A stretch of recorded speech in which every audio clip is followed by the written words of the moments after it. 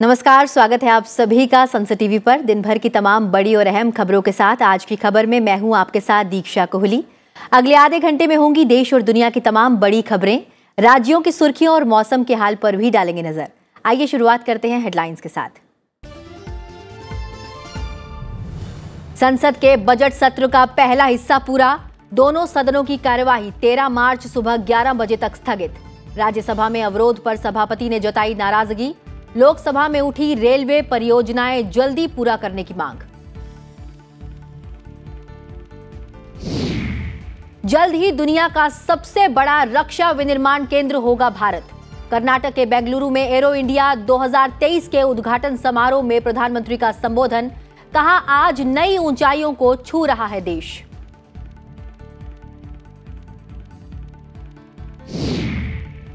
त्रिपुरा, नागालैंड और मेघालय में चरम पर चुनाव प्रचार। अगरतला की रैली में प्रधानमंत्री ने कहा, बीजेपी की नीतियों का सभी को मिला लाभ। कांग्रेस और वाम दलों ने भी झोंकी ताकत।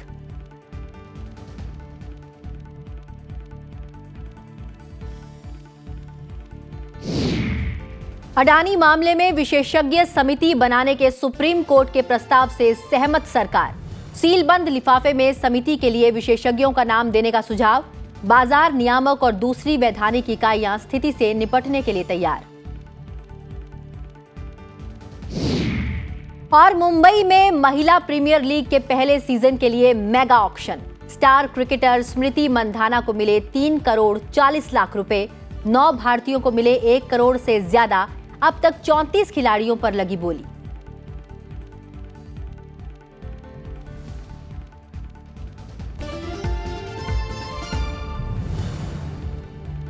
और अब खबरें विस्तार से।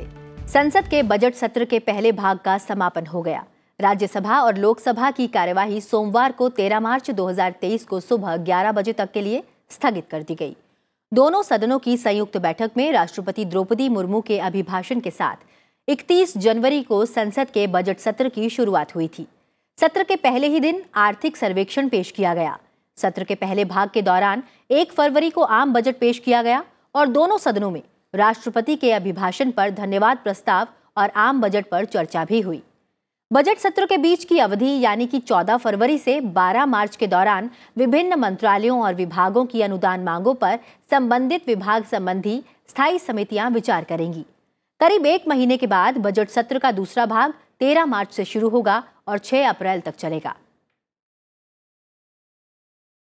राज्यसभा में आज कांग्रेस सदस्य रजनी पाटिल का निलंबन वापस लेने, नेता प्रतिपक्ष मल्लिकार्जुन खड़गे सहित कुछ अन्य विपक्षी सदस्यों के भाषणों के अंशों को सदन की कार्यवाही से हटाने समेत विभिन्न मुद्दों को लेकर राज्यसभा की कार्यवाही एक बार स्थगन के बाद 13 मार्च तक के लिए स्थगित कर दी गई। बजट सत्र का दूसरा चरण 13 मार्च सुबह 11 बजे से शुरू होगा। आज सुबह 11 बजे सदन की कार्यवाही आरंभ होते ही सभापति जगदीप धनखड़ ने आवश्यक दस्तावेज सदन के पटल पर रखवाए और उसके बाद नियम 267 के तहत मिले 2 नोटिस अस्वीकार किए जाने की जानकारी दी। उन्होंने कहा कि दोनों ही नोटिस नियमों के अनुरूप नहीं हैं, इसलिए उन्हें अस्वीकार किया जाता है।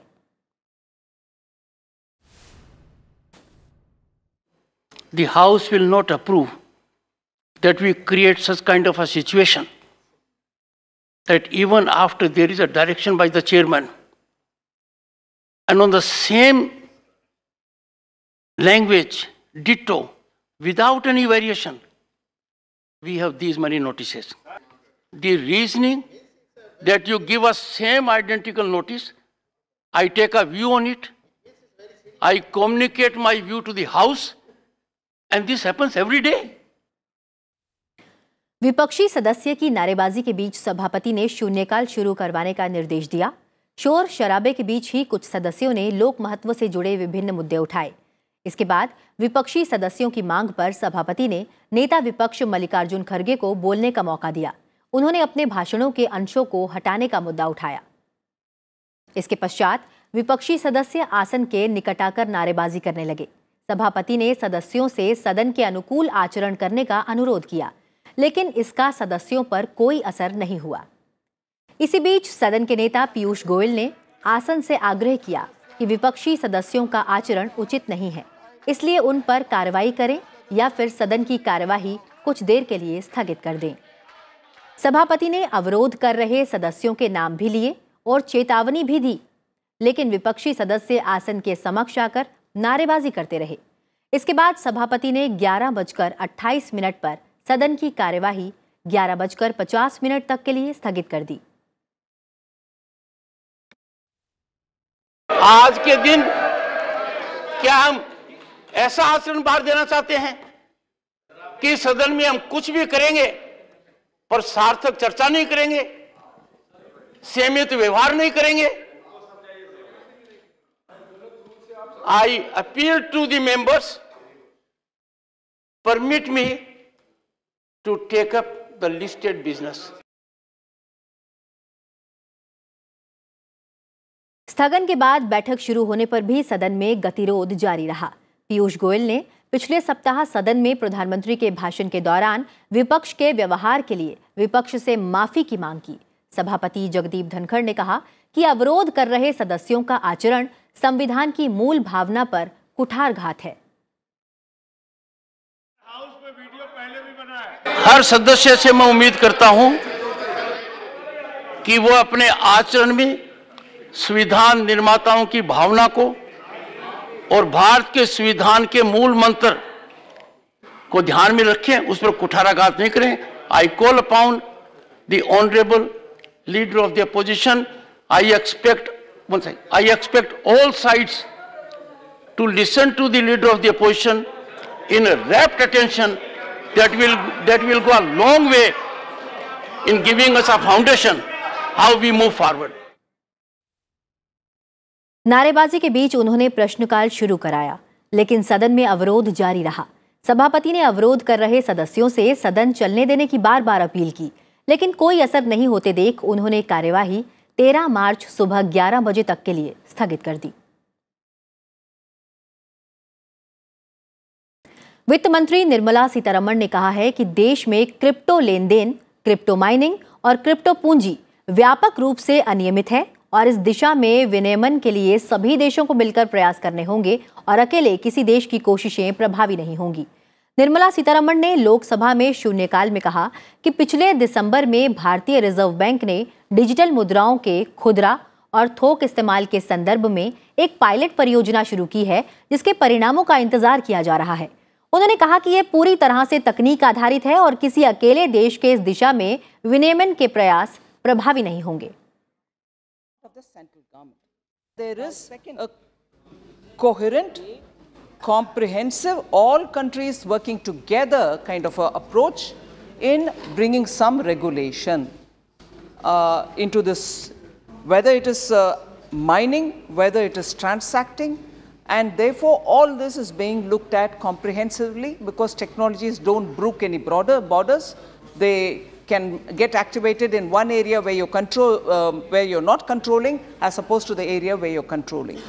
So we are working together to get a collective SOP on it. Lok Sabha में दोपहर बाद निजी संकल्प पर हुई चर्चा में कई सदस्यों ने सरकार से रेलवे परियोजनाओं को गति देने पर जोर दिया। साथ ही उन स्टेशनों को विकसित करने पर विशेष ध्यान देने का सुझाव भी दिया जो पहले उपेक्षित रह गए और जहां पर्यटन की प्रबल संभावना है। वाईएसआर कांग्रेस पार्टी के सांसद की ओर से लाए गए निजी संकल्प आदर्श स्टेशन योजना के अंतर्गत रेलवे स्टेशनों का सौंदर्यीकरण और आधुनिकीकरण आदि पर चर्चा में कई सांसदों ने भाग लिया।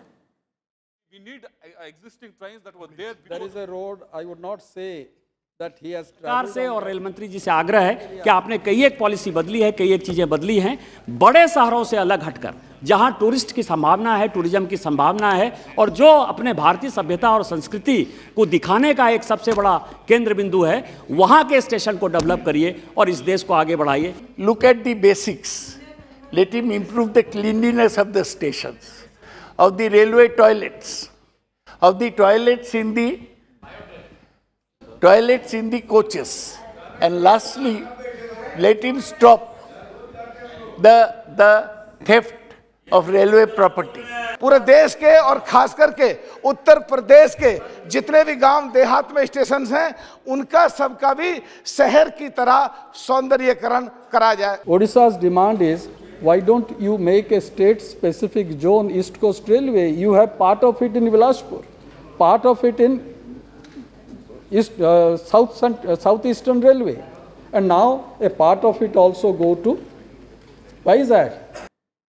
भारत जल्द ही दुनिया का सबसे बड़ा रक्षा विनिर्माण केंद्र होगा।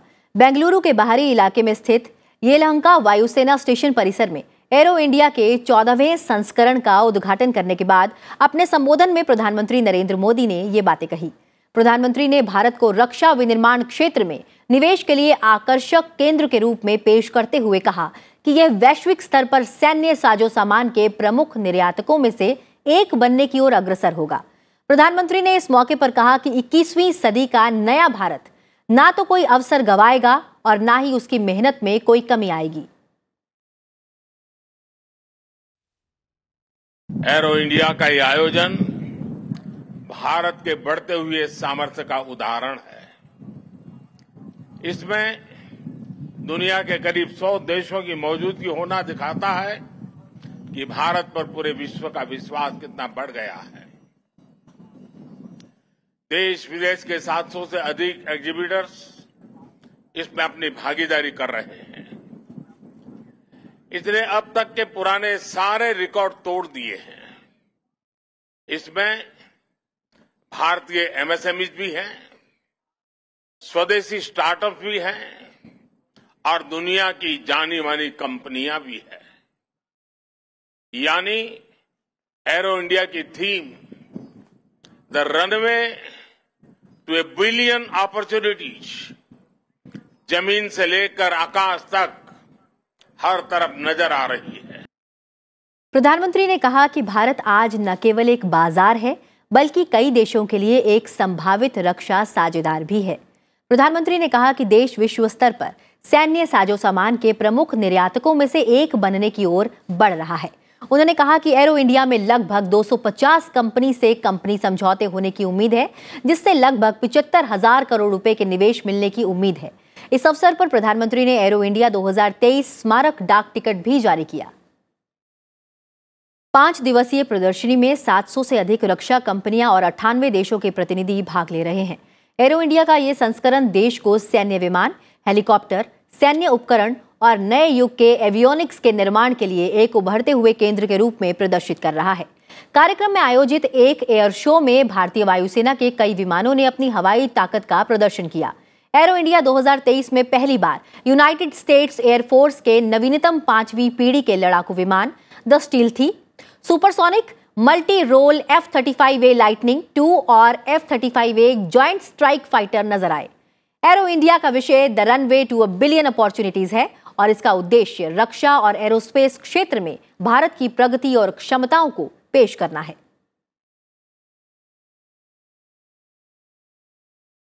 प्रधानमंत्री नरेंद्र मोदी ने कहा है कि त्रिपुरा में ऐसा कोई परिवार नहीं है जिसे बीजेपी की नीतियों का लाभ नहीं मिला हो। त्रिपुरा में चुनावी रैली को संबोधित करते हुए प्रधानमंत्री ने कहा कि बीजेपी ने वफादार सेवक के रूप में इस जगह को विकसित करने में कोई कसर नहीं छोड़ी। उन्होंने कहा कि अगरतला पूर्वोत्तर में अंतर्राष्ट्रीय व्यापार का प्रवेश द्वार बन गया है। राज्य की राजधानी जल्द ही एक व्यापार केंद्र बन जाएगी। उन्होंने कहा कि बीजेपी बदले की नहीं, बदलाव की राजनीति में विश्वास करती है। वाम मोर्चा और कांग्रेस पर निशाना साधते हुए प्रधानमंत्री ने कहा कि दोनों दल लोगों के कल्याण की परवाह किए बिना सिर्फ अपनी तिजोरी भरना चाहते हैं। साथियों, त्रिपुरा के युवाओं ने, माताओं बहनों ने चंदा और झंडा ये कंपनी वालों को फिर से रेड कार्ड दिखा दिया है। त्रिपुरा के लोगों ने ऐलान कर दिया है, उन्हें सबका साथ, सबका विकास वाली सरकार चाहिए, पूर्ण बहुमत वाली सरकार चाहिए। साथियों, आज भाजपा के पक्ष में, डबल इंजन सरकार के पक्ष में माहौल इसलिए है क्योंकि त्रिपुरा के लोगों को विकास आंखों के सामने दिख रहा है। और त्रिपुरा चुनाव पर अधिक जानकारी देने के लिए हमारे साथ मौजूद हैं हमारे सहयोगी अमरेंद्र गुप्ता। अमरेंद्र, त्रिपुरा चुनाव प्रचार का कल आखिरी दिन है। ऐसे में सभी पार्टियों ने चुनाव प्रचार में पूरी ताकत झोंक दी है। क्या है जीत की स्ट्रेटेजी?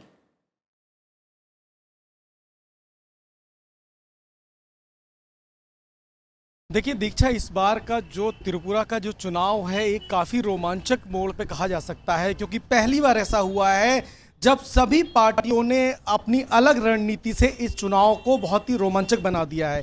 जहां तक बात है 25 साल तक लेफ्ट और कांग्रेस का शासन रहा है, तो लेफ्ट और कांग्रेस के शासन के जाने के बाद 5 साल से भारतीय जनता पार्टी की सरकार थी और पुनः एक बार भारतीय जनता पार्टी पूरी ताकत से लड़ रही है। लेकिन कहीं ना कहीं लेफ्ट और कांग्रेस अपने खोए हुए किले को जो वो चाहते हैं उसको वापसी करना चाहते हैं। इसके अलावा पहली बार जो यहाँ के राजा हैं प्रद्योत माणिक विक्रम देव वर्मा, उन्होंने एक बहुत ही बड़ा एक मैसेज देने का प्रयास किया है आदिवासी बाहुल क्षेत्र में। उन्होंने एक नई पार्टी बनाई है टिप्रा मोथा, और जो कि टिप्रा मोथा ज़्यादातर जो आदिवासी बाहुल क्षेत्र है वहां पर चुनाव लड़ रही है। 43 सीटों पे उन्होंने अपने कैंडिडेट खड़े किए हैं, जिसमें से 20 सीट रिजर्व करके रखी हुई है। इसके अलावा जो भारतीय जनता पार्टी की जो अलायंस है indigenous people front of Tripura, उसकी 5 सीटें भी रिजर्व हैं एसटी के लिए।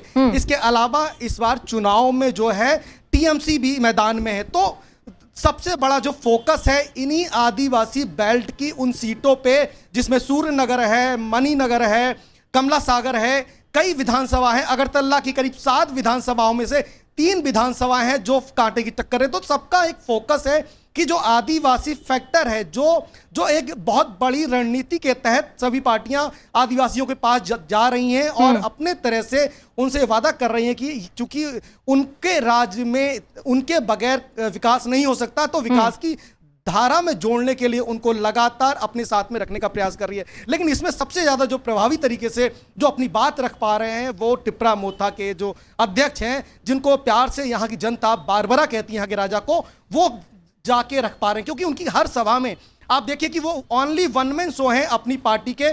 उनकी हर सभा में हजारों की संख्या में उन आदिवासी बाहुल क्षेत्र में भीड़ आ रही है। रही बात लेफ्ट और कांग्रेस की, तो मैं आपको बता दूं कि कांग्रेस की तरफ से अभी तक कोई बहुत बड़ा नाम कैंपेन सूची में अभी तक त्रिपुरा में नहीं आया। हाँ, लेफ्ट की तरफ से जरूर सीताराम येचुरी जी और वृंदा करात सहित कई लेफ्ट के नेता इस समय हैं। भारतीय जनता पार्टी की बात करूं तो भारतीय जनता पार्टी की तरफ से बहुत बड़े बड़े नेता चुनावी रण में आ चुके हैं और जनता को प्रभावित कर अपनी बात करने का प्रयास कर चुके हैं, जिसमें प्रधानमंत्री नरेंद्र मोदी की रैली जो है आज की जो राजधानी अगरतला में हुई वो काफ़ी ऐतिहासिक मानी जा सकती है। क्योंकि आज जो स्वामी विवेकानंद मैदान था, मानो उनके लिए पूरा लघु भारत का रूप था। और जो हमने देखा कि जो त्रिपुरा की जो सड़क है जो सामने लगी हुई है मैदान के बाहर, वो पूरी ब्लॉक थी और प्रधानमंत्री ने काफ़ी सारे मैसेज दिए यहाँ की जनता को। उन्होंने कहा कि आपका बेटा हूं, आपको एक वादा करना होगा इस बेटे से कि मेरा प्रणाम आपके हर घर में कहना है, क्योंकि उनके आशीर्वाद से ही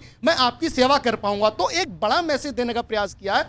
इसके अलावा मैं आपको बताऊं कि कल चुनाव प्रचार थम जाएगा। शाम को 4 बजे लास्ट डेट है चुनाव प्रचार की। ऐसे में जो सभी पार्टियां हैं उन्होंने क्या किया कि मंडल लेवल पे कुछ बैठकें आयोजित की हैं। अभी मैंने कुछ लोगों से बात की। और मंडल लेवल पर जो बैठकें हैं ये जल्द ही समझ आएगा जब सामने आएगा कि विकास के लिए कितना कार्य किया गया है, और जनता ये तय करेगी कि वो विकास के लिए किसे चुनती है। बहरहाल इस तमाम जानकारी के लिए बहुत बहुत शुक्रिया अमरेंद्र। बढ़ते हैं अगली खबर की ओर। अडानी मामले में केंद्र सरकार विशेषज्ञ समिति गठित करने के सुप्रीम कोर्ट के प्रस्ताव से सहमत है। सरकार ने आज उच्चतम न्यायालय को बताया कि शेयर बाजार के लिए नियामकीय तंत्र को मजबूत करने के लिए विशेषज्ञों की समिति गठित करने को प्रस्ताव को लेकर उसे कोई आपत्ति नहीं है।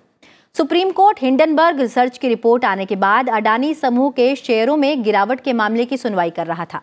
केंद्र सरकार ने चीफ जस्टिस की अध्यक्षता वाली बेंच को बताया कि व्यापक हित को देखते हुए वो सीलबंद लिफाफे में समिति के लिए विशेषज्ञों के नाम और उसके कार्यक्षेत्र की जानकारी देना चाहती है।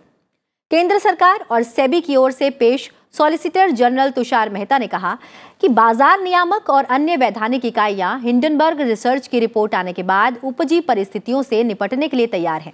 सुप्रीम कोर्ट ने निवेशकों को नुकसान पहुंचाने और अडानी समूह के शेयरों को कृत्रिम तरीके से गिराने संबंधी 2 पीआईएल की सुनवाई के लिए सूचीबद्ध कर दिया गया।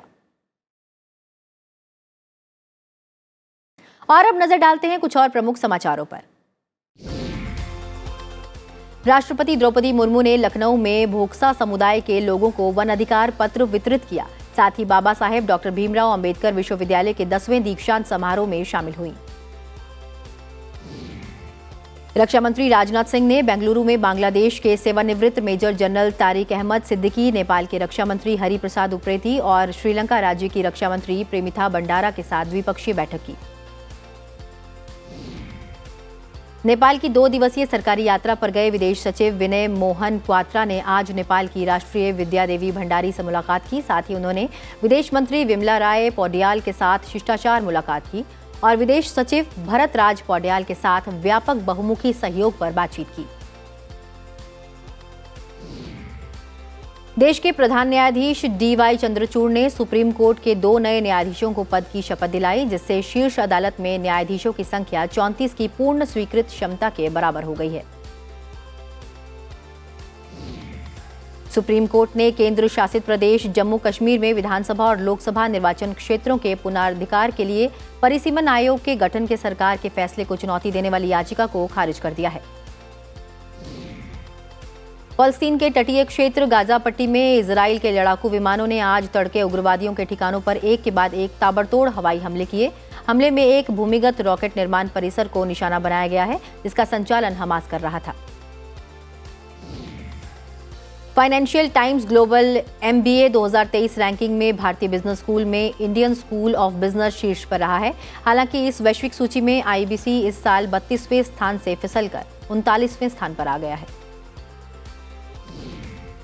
लोकसभा अध्यक्ष ओम बिरला और राज्यसभा के नेता प्रतिपक्ष मल्लिकार्जुन खड़गे सहित कई सांसदों ने आज संसद के केंद्रीय कक्ष में महान स्वतंत्रता सेनानी और नारी शक्ति की प्रतिबिंब सरोजिनी नायडू की जयंती पर श्रद्धासुमन अर्पित किए। भारत ऑस्ट्रेलिया के बीच 1 से 5 मार्च तक होने वाला तीसरा टेस्ट खराब आउटफील्ड्स के कारण धर्मशाला से इंदौर स्थानांतरित कर दिया गया। BCCI ने यह जानकारी दी है। इंग्लैंड के 2019 विश्व कप विजेता टीम के कप्तान इयोन मोर्गन ने क्रिकेट के सभी प्रारूपों से सेवानिवृत्ति की घोषणा की है।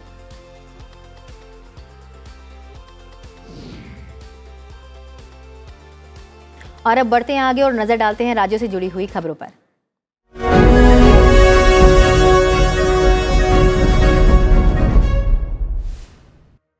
राष्ट्रपति द्रौपदी मुर्मू ने वाराणसी के दशाश्वमेध घाट पर गंगा आरती की। इस दौरान राज्यपाल आनंदीबेन पटेल और मुख्यमंत्री योगी आदित्यनाथ मौजूद रहे। केंद्रीय मंत्री अश्विनी वैष्णव और उत्तर प्रदेश के मुख्यमंत्री योगी आदित्यनाथ ने भारत की G20 अध्यक्षता के तहत पहली डिजिटल अर्थव्यवस्था कार्यकारी समूह की बैठक से पहले प्रदर्शनी का निरीक्षण किया। कांग्रेस के वरिष्ठ नेता और वायनाड से सांसद राहुल गांधी ने आज वायनाड में बाघ हमले के पीड़ित परिवार से मुलाकात की। साथ ही उस आदिवासी व्यक्ति के घर गए जो हाल ही में कोझिकोड मेडिकल कॉलेज के पास मृत पाया गया था। भारत की G20 की अध्यक्षता में कृषि उप प्रमुखों की पहली बैठक आज इंदौर में शुरू हुई। मुख्यमंत्री शिवराज सिंह चौहान ने आज बैठक को संबोधित किया। 3 दिन की इस बैठक में जलवायु, स्मार्ट पहल और अन्य मुद्दों पर चर्चा होगी। हिमाचल प्रदेश के मंडी जिले में NH मंडी पंडोह मार्ग भूस्खलन से वाहनों की आवाजाही के लिए बंद हो गया। फिलहाल सड़क से मलबा हटाया जा रहा है। पंजाब और हरियाणा के कई इलाकों में सर्द मौसम का सितम जारी है। मौसम विभाग के मुताबिक पंजाब के बठिंडा का न्यूनतम तापमान सामान्य से 4 डिग्री सेल्सियस कम पर 3.2 डिग्री सेल्सियस दर्ज किया गया। तमिलनाडु के नागपट्टिनम शहर में आज सुबह घना कोहरा देखा गया। मौसम विभाग के मुताबिक यहां अगले 2 से 3 दिनों तक कोहरा छाया रहेगा।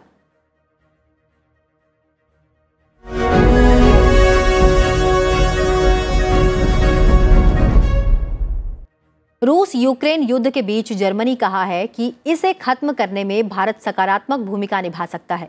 जर्मनी के विदेश और सुरक्षा मामलों के सलाहकार जेन्स प्लाटनर ने दिल्ली में कहा कि रूस के साथ अच्छे संबंधों की वजह से इस युद्ध को रोकने में भारत की बात मॉस्को में सुनी जा सकती है। जर्मन सुरक्षा और विदेश मामलों के सलाहकार प्लाटनर ने दिल्ली में राष्ट्रीय सुरक्षा सलाहकार अजीत डोभाल और विदेश मंत्री एस जयशंकर से मुलाकात के बाद ये बातें कही। वे इस महीने के अंत में जर्मन चांसलर ओलाफ शोल्स की भारत यात्रा की तैयारी के सिलसिले में दिल्ली में हैं। We have an acute shortage of Russian willingness to stop this war, and get out of its neighbor country. And we don't see, unfortunately, any willingness to engage in meaningful negotiations to withdraw troops. So the Indian, I think, angle is very important. I think the voice of New Delhi is one which is heard very, very clearly and which is listened to in Moscow, and that makes it all the more important. और अब खबरें अंतर्राष्ट्रीय जगत से।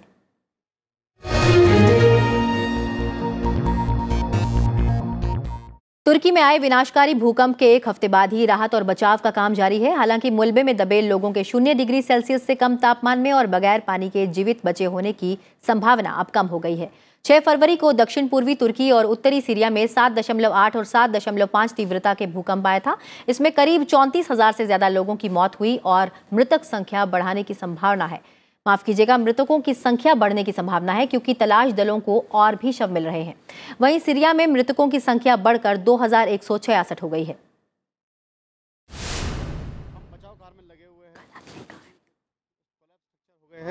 उनको किसी तरह से जो भी उसमें फंसे हुए हैं उनको बचाव के लिए हर संभव जो ट्रेनिंग अपनाई गई है टूल्स के अकॉर्डिंग हम वहाँ से निकालने का, बॉडी रिट्रीव करने का और विक्टिम को उसके परिवार वालों को सुपुर्द करने के लिए हर संभव कोशिश स्थानीय तुर्की प्रशासन के साथ मिलकर की जा रही है। पुलिस और आर्मी जो साथ में काम कर रही है। स्मृति मंधाना शुरुआती महिला प्रीमियर लीग के लिए मुंबई की हुई नीलामी में सबसे ज्यादा राशि में बिकने वाली खिलाड़ी रही और इस भारतीय उप कप्तान को रॉयल चैलेंजर्स बेंगलोर ने मुंबई इंडियंस की बोली में पछाड़ते हुए 3 करोड़ 40 लाख रुपए में खरीदा। अब तक दूसरी सबसे महंगी बिकने वाली भारतीय खिलाड़ी ऑलराउंडर दीप्ति शर्मा है, जिन्हें यूपी वॉरियर्स ने 2 करोड़ 60 लाख रुपए में खरीदा है। हालांकि भारतीय कप्तान हरमनप्रीत कौर को मुंबई इंडियंस ने मंधाना से आधी राशि में 1 करोड़ 80 लाख रुपए में अपनी टीम में शामिल किया है। नीलामी के पहले दौर में ऑस्ट्रेलिया की off spin allrounder Ashleigh Gardner को गौतम अडानी की गुजरात जॉइंट्स ने 3 करोड़ 20 लाख रुपए में खरीदा है। बुलेटिन में फिलहाल इतना ही। चलते चलते आपको छोड़ जाते हैं बेंगलुरु में एरो एशिया शो के दौरान हवाई प्रदर्शन और करतबों की झलकियों के साथ। फिलहाल मुझे दीजिए इजाजत। अपना ख्याल रखिए और देखते रहिए संसद टीवी। नमस्कार।